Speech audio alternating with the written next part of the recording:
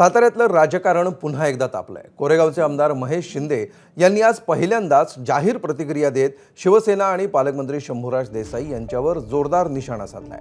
उपमुख्यमंत्री एकनाथ शिंदे यांच्या सातारा दौऱ्यातील कार्यक्रमाला आपल्याला बोलावलंच नाही, फोनही आलेला नाही, असा दावा महेश शिंदेंनी केलाय। हा शिवसेनेचा पहिलाच कार्यक्रम नाही की जिथे मी जाणार नाही। मी शिंदे मुख्यमंत्री झाल्यापासून माझे फोटो बॅनरवर नसतात असं म्हणत त्यांनी नाराजी व्यक्त केली। तर जिल्ह्यामध्ये शिवसैनिक आहेत कुठे असा सवाल करत स्थानिक नेतृत्वालाही त्यांनी टोला लगावलाय।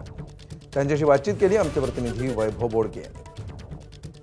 आमदार महेश शिंदे आहेत। पहिली गोष्ट, शिवसेनेचा हा काय पहिला कार्यक्रम नाहीये।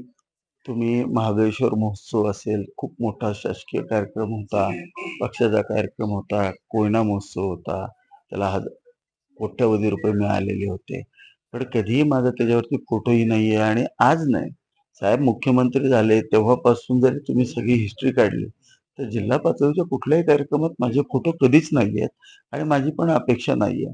माझ्या मतदारसंघापुरतं मी मर्यादित माणूस आहे आणि आज जर मला बोलवलं नाहीये म्हणजे मला काय कोणाचा फोनही आलेला नाहीये।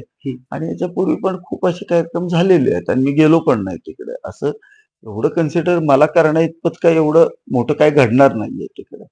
पहिली गोष्ट, नाराज व्हायला शिवसैनिक हायते कुठं एवढंच मला फक्त सांगा जिल्ह्यात। पहिली गोष्ट, जे नाराजी व्यक्त करतील त्यांना फक्त म्हणायचं की स्वतःचा गट निवडून आणलास का। आपण अध्यक्ष पदावरती आपला पार्टी कधी नेऊ शकतो? 5 वर्ष पालकमंत्री पद असून आपण जर 30 सदस्यांपर्यंत जर पोहोचू शकलो नाही, कोरेगाव मतदारसंघ शिवसेनेचा आमदार आहे विसरून जावा, पण राहिलेले जे 57 ठिकाण 55 ठिकाण असतील त्या ठिकाणी झालं काय? आपण तिथं किमान 30 तरी जागांवर निवडून आलं पाहिजे। आज भाजपकडे 35 सदस्य आहेत, त्यांचे ते निवडून आले। बरं, माझ्या बायको काय शिवसेनेतनं निवडून आले आणि भाजपकडून अध्यक्ष झाली नाही। ती पहिल्यापासून भाजप बरोबर काम करते, माझं अख्खं कुटुंब करतं, मी स्वतः करत होतो। हे ऍक्सिडेंटल ज्यावेळेला वाटपामध्ये सीट तिकडे गेली त्यावेळेला मी शिवसेनेकडे गेलो होतो, पण मी साहेबांबरोबर चांगलं माझे नातं आहे, त्यामुळे काय अडचण नाही मला वाटत। कॅमेरामन ओमकारसह वैभव बोडके, एबीपी माझा, सातारा। एबीपी माझा, उघडा डोळे बघा नीट।